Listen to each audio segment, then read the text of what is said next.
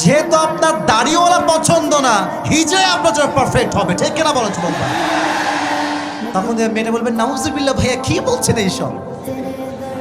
এরা হচ্ছে উপরে ফিটফাট ভেতরে সদর ঘাট। মুসলিম ঘরের মেয়ে দাড়ি পছন্দ করে না, এটা আমরা কখনো চুল পরিমাণ বরদাস্ত করতে পারি না, ঠিক কিনা বলো যুবক ভাই? আর তোমরা যাদের দাড়ি নাই তোমাদেরকে I am not criticising anyone, I love everyone, সবাইকে ভালোবাসি। যাদের দাড়ি নাই নিয়াত করো যে হুজুর আজ থেকে আমি চাপ দাড়ি রেখে দেব। আরে ভাই নিয়াত তো আল্লাহ দেখবেন, বলে না সবাই ইনশাআল্লাহ। আমার নবীর মুখে দাড়ি ছিল না, এটা একটু জোরে বলেন, ছিল না?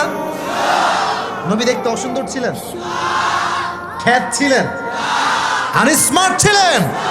খোদার কসম নবীর মতো হ্যান্ডসাম সুদর্শন পুরুষ আল্লাহর আকাশের নিচে জমিনের মধ্যে তো আর কেউ হতে পারে না।